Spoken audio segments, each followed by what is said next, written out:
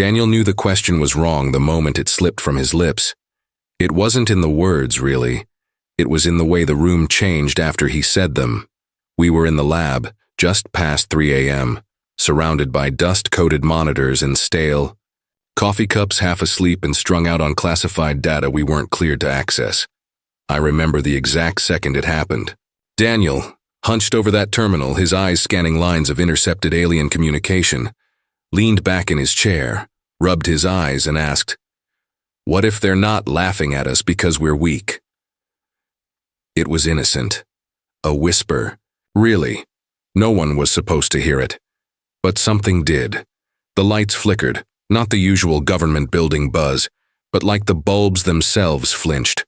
I felt it then, deep under my skin, that sudden hush in the air like the moment, before a lightning strike, when the world holds its breath. And then Daniel was gone. Not a scream, not a trace. Just the faint scent of ozone and his rolling chair spinning slowly like someone had nudged it. And I was alone. No one believes me. They filed the footage under a glitch, reassigned me to perimeter security, scrubbed my access, but I remember. I remember the feed, seconds before the disappearance, picking up a high-frequency hum too perfect to be natural, too intentional to be a malfunction. I've tried to recreate it, isolate it, run it through every audio filter known to man. Nothing. Until yesterday.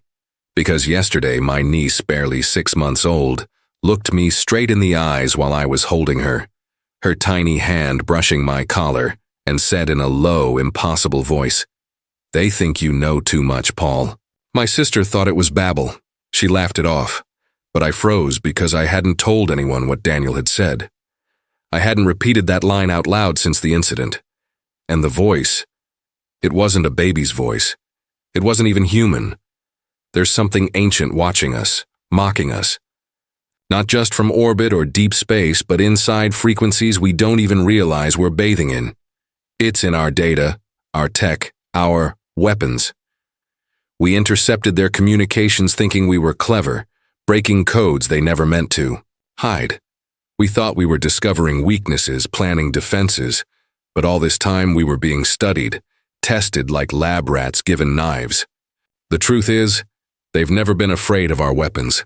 They sneered at them, mocked them, until one of them miscalculated, until one of us fired something back that shouldn't have worked. And now they're quiet. No signal, no laughter, just silence. That terrifying, deliberate kind. And tonight, just past 2 a.m., my old lab login suddenly worked again. It shouldn't have. That system was wiped, burned, buried beneath 3 firewalls and a kill switch trigger. And yet the screen lit up, full access granted, a single line of text blinking on black.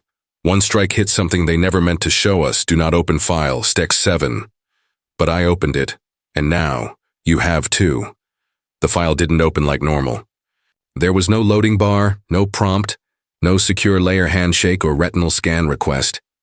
Just blackness, as if the screen itself had been swallowed. I stared at it, hand still hovering near the trackpad, thinking maybe the machine had frozen, until the speakers crackled with that same high-frequency hum I hadn't heard since the night Daniel disappeared. The sound was impossibly faint, like the feeling of a memory you can't place but know doesn't belong to you. Then something else, a soft, breathy voice layered beneath the tone, whispering syllables too disjointed to be language, and too intentional to be random. I leaned in closer, breath fogging the glass, and for a second, I swear I saw my own reflection blink, out of sync with me, like it was watching me, like it knew. I closed the laptop hard enough to make the desk shudder. The hum didn't stop. It rang in my ears even with the machine off, threading through the walls, vibrating in the floorboards. I staggered back and gripped the table behind me to keep from falling. Something was wrong, not just with the tech, but with me. The air smelled off again, ozone and metal. It was subtle, but familiar, the way old trauma sometimes comes back not as a memory, but as a feeling. And I started wondering, what if the file had never really opened? What if I'd imagined it? What if Daniel never said what I thought he said? That night I didn't sleep. I couldn't. I watched old security footage, not from the lab, but from my own house. I'd installed cameras years ago out of paranoia, out of habit, just another layer of control. But the recordings weren't right. On footage from 3 nights ago, there was a 6-hour block where the timestamp ran normal, but nothing moved. Not me, not the clock hands on the wall, not even the blinking lights on the Wi-Fi router. Like time had paused and no one told my body. Worse, at the very end of that dead stretch, I watched myself walk into the frame from the hallway, stand silently in the dark kitchen, and stare directly at the camera for a full 13 minutes. I don't remember doing that. I couldn't have. I was asleep. Wasn't I? That's when I reached out to her, Madeline. She was one of the few people from the project who hadn't gone off-grid, vanished, or ended up in psychiatric observation. Under voluntary evaluation, which between you and me just means they locked the door and lost the key. I hadn't spoken to her in 2 years. Not since the debriefing that felt more like a threat. She answered on the 3rd ring, her voice raspy and too calm, like she'd been waiting. You opened it, didn't you? I didn't say anything. Didn't. Have to. I heard it too, she whispered. But Paul, listen, it's not a file, it's a gate. Her voice cracked halfway through the word, and I felt something cold unravel inside my chest. She didn't offer proof, just silence, and then she said something that's lived under my skin ever since. You have to ask yourself, who's remembering this story? You? Or something else using your brain like a room it's rented out? I hung up. I didn't want to hear more, but her words burrowed in, repeating themselves every time I blinked. I started noticing things. My phone's voice recorder contained 6 files I don't remember making. They're all titled Sleepin' Talkin' 1 through 6, and each one is a whisper loop of the same phrase. It's coming through you. My blood ran cold the first time I played one. The voice. It was mine, but slower, distorted, like it had been bent through glass. And then there was the 7th file. No title, just a date. Daniel's disappearance. I hadn't made that one either. When I pressed play, it didn't start with audio. It started with static. Then came a knock. 3 sharp hits, just like that night in the lab. Then breathing, wet, rasping, hungry, breathing, so close it felt like the speaker should have been warm. Then Daniel's voice, unmistakably clear, whispering a single sentence. You saw what wasn't meant to be seen, and now it's seeing you. I dropped the phone. I wanted to run, but where do you run when the invasion isn't? From above, but from inside, I tried to test myself. Set up cameras in every room. Took sleeping pills so I could be unconscious and prove to myself nothing was happening. But the recordings kept changing. First night, I'm asleep on the couch. Normal. Next night, I'm in the backyard barefoot at 2:11 a.m., staring up at the sky, unmoving. The 3rd night, there's no footage, just an hour-long freeze frame of my empty bed. Then night 4, the camera glitches, flickers, then clears, and I'm there, seated calmly in the corner, eyes wide open, smiling. And I whisper something I've never said before in my life. We're only primitive to them until we do what they thought was impossible. I don't remember that. I can't. And yet, it's me. It's my voice. But something's off. Like I'm playing a version of myself in someone else's film. Madeline showed up unannounced the next day. Her eyes were sunken, skin pale like she hadn't slept in weeks. She didn't say hello, just handed me a mirror and asked me to describe what I saw. I did. My face. My eyes. A scar on my cheek I've had since I was 9. She nodded, and then asked again. I said the same thing and she asked again. Her voice didn't change, but the mirror did. The reflection blinked when I didn't. Its mouth twitched just slightly out of sync. I dropped it, but it didn't shatter. Instead, it landed face up, and I swear, for a fraction of a second, it showed me standing in a place I've never been before. Concrete walls, fluorescent light, chains. You saw what it wanted you to see, she said. That file? It's not data, it's a story. And once you hear the story, it begins to write you into it. I laughed. It sounded hollow. I asked her what happened to Daniel. She didn't answer. She just opened her coat and showed me a fresh scar. Down her chest, shaped like a lightning bolt, stitched with black thread. Every time I try to remember what we were doing at the lab, this burns, she said. The pain rewrites the memory, replaces it with something else, something safer. We spent the night trying to map the connections, draw out everything we could remember. But the memories wouldn't stay. We'd write them down, pin them to the corkboard, and hours later they'd vanish. Or worse, change. Dates flipped, names twisted. One note said, Project Exodream, when we first wrote it. Later it said, Project Exit Drone. Neither of us changed it, but both of us remembered writing the first version. And it kept happening. Pages from journals went blank. Phones lost power even when charged. At one point, her voice recorder played something neither of us recognized. Us. Talking about leveling their forward base, but we never said those words. And what base, since there was never a war? Was there? There's a sickness in the story now. It spreads through sound, memory, belief. The more we talk about it, the deeper it infects. You might feel it already. That tightening in your chest. That faint ringing in your ears that isn't from your headphones. That flicker at the edge of your vision you've been pretending not to see. That memory you're about to second guess. Because here's the real unsolved mystery.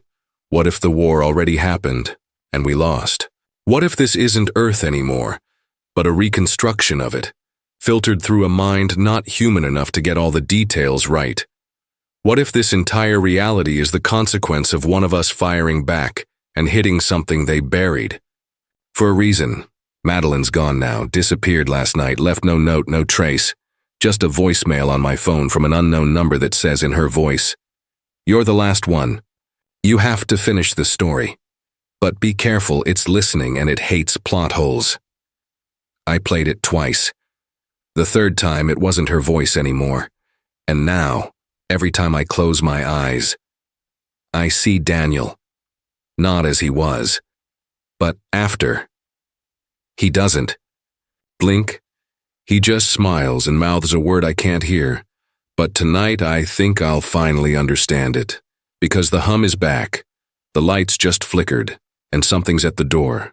3 knocks. Just like before. Tell me, are you sure this is a story? Or are you just remembering the ending wrong?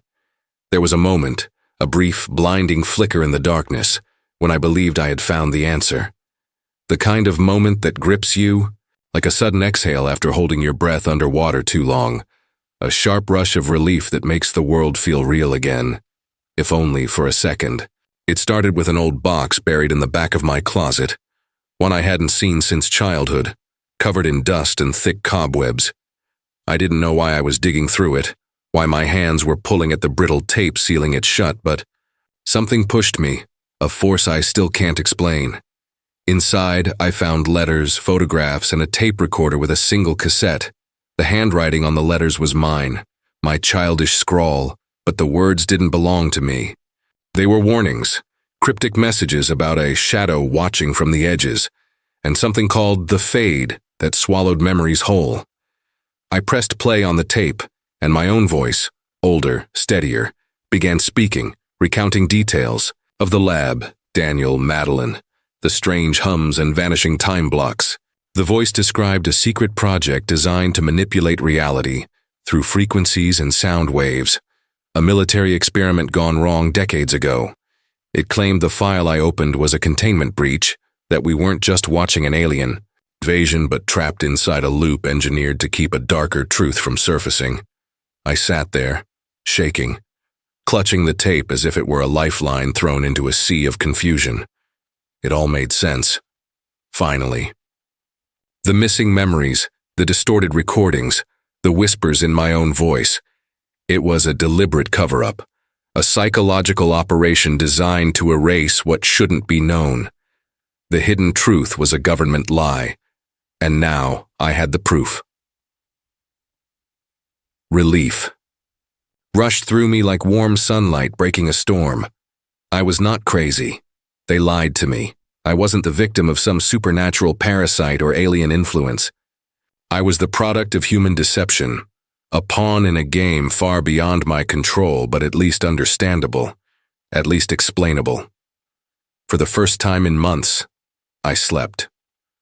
For the first time in months, I believed I was free. But then came the dream. Or was it a memory? It started as a flicker, a half-remembered fragment of a night I thought I'd forgotten. I was 7, lying awake in my childhood bedroom, the same one I was in now. The clock read 3:17 a.m., the numbers flickering like the lights at the lab. There was a noise in the hallway, a slow, rhythmic knocking. 3 taps, pause, 3 taps again. I got out of bed and walked to the door, the floor cold beneath my bare feet. I don't remember what I was expecting to find, only that when I opened the door, the hallway stretched into a long, endless tunnel of darkness, and at the far end, a pair of eyes watched me. Not angry, not curious, just waiting. The knocking came again, soft, insistent, impossible to ignore. I woke up gasping, heart pounding like a drumbeat I couldn't escape. The morning light was harsh and unfamiliar, the room feeling smaller, more confining. And then I found the scar. On my palm, a faint jagged mark I'd never noticed before. Not there yesterday, not there the day before. A mark like a branding, like something pressed into my skin while I slept. I began to see the pattern, the knocking, the eyes, the endless hallway. This was not a new nightmare, but an old one, resurfacing. A story buried deep in my mind, hidden, beneath layers of repression and silence. And it wasn't just mine. Every clue, every whisper, every fractured memory pointed back to this moment, the moment when reality began to fracture. When something started watching, waiting, and whispering just out of reach. Madeline's disappearance, Daniel's vanishing, the distorted voices, they were symptoms of a deeper sickness, something that had been present since long before the CU lab, before the file, before the hum. Something that existed in the spaces between our memories, in the glitches of our minds, in the fractures of what we call reality. It wasn't alien. It wasn't government.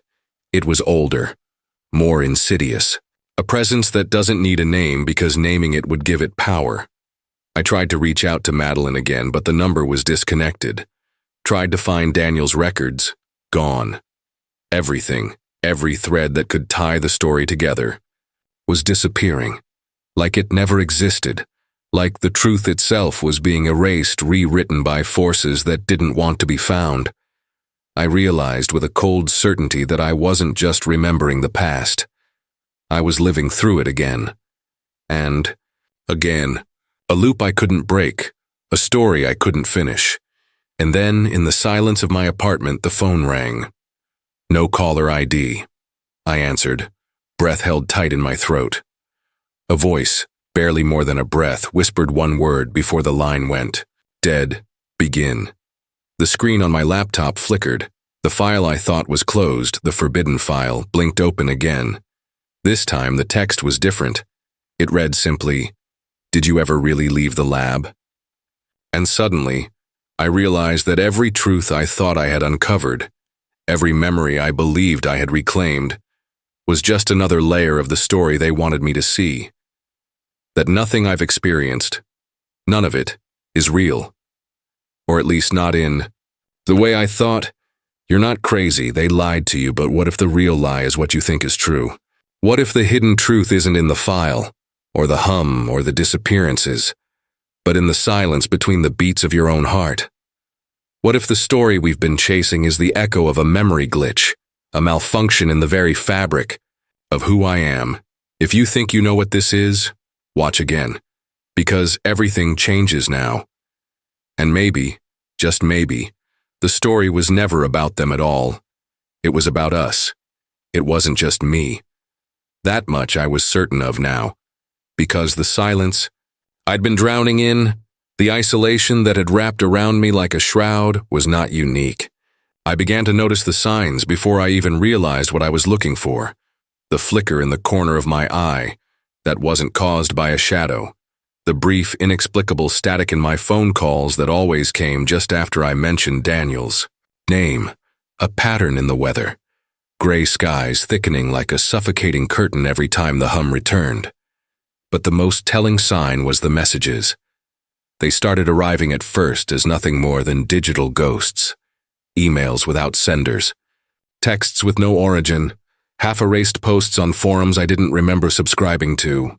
Yet the content was unmistakable. Cryptic symbols resembling nothing I'd seen before but somehow familiar. Like a dream you can almost place but can't quite name. Each message contained fragments of a language only the eyes of those who knew could decipher, an unspoken code designed to separate the watchers from the watched. I wasn't alone. There were others out there, people like me, haunted by the same fractures in reality, the same slivers of memory that didn't quite fit. I discovered forums where posts vanished minutes after appearing, communities of the unseen exchanging fragments of what the government never released. Sharing found footage from 20 years ago, grainy recordings of people disappearing in empty rooms, their final breaths captured by hidden cameras long before I'd even heard of Daniel or Madeline. The threads pointed to a network, a hidden web of watchers bound by a shared secret none could fully articulate, a secret that felt less like a truth and more like a curse. The same hum I heard, the same whispers I recorded, echoed in their stories. We were scattered across the country, fragmented echoes of one another, each marked by a memory glitch too painful to confront directly, but impossible to ignore. The dreams began then, shared dreams I later realized with others who didn't know they were part of the same story. Night after night I found myself standing in a place that was not mine, surrounded by walls lined with strange symbols that pulsed with a dim, sickly light. I was never alone. Shadows moved just beyond the reach of the flickering illumination, their shapes too vague to name but too persistent to dismiss. I heard voices, some pleading, some mocking, all unmistakably human and yet distorted beyond recognition. I tried to reach out in the dream, to call to the others I sensed there, but the words came out wrong, twisted into something unintelligible. And then, always, the knocking began. 3 sharp taps echoing endlessly down a corridor that stretched forever into darkness. I would wake with my heart pounding, the sound reverberating in my ears long after the dream faded. It was in one of these dreams that I met him, the observer.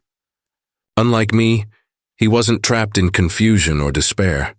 He watched with a quiet, unblinking intensity, a man whose presence felt less like comfort and more like judgment.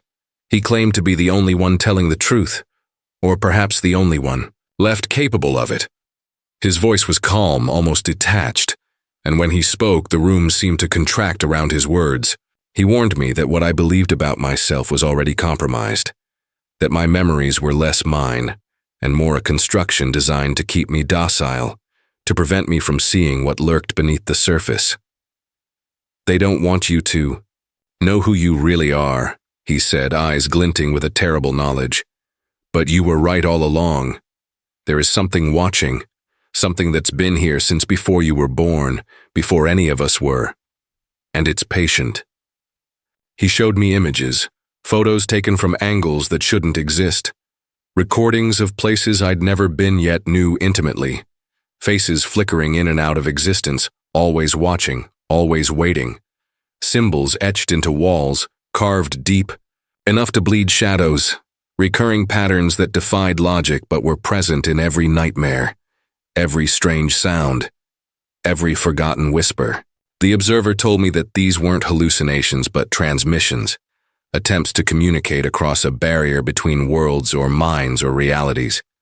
The question isn't whether they're real, he said, voice low, but what they want from us, and how long we can keep pretending this is all normal.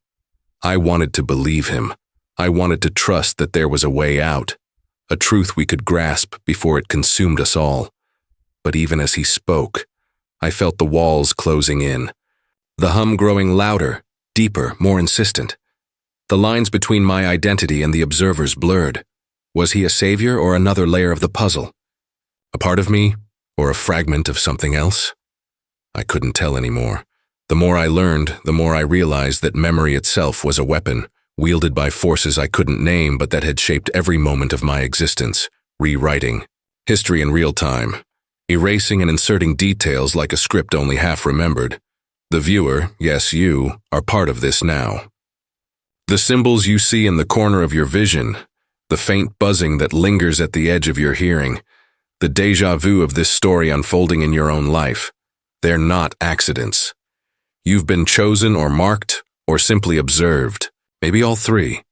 You are both audience and participant in something older than government secrets, beyond alien invasions or scientific experiments gone wrong.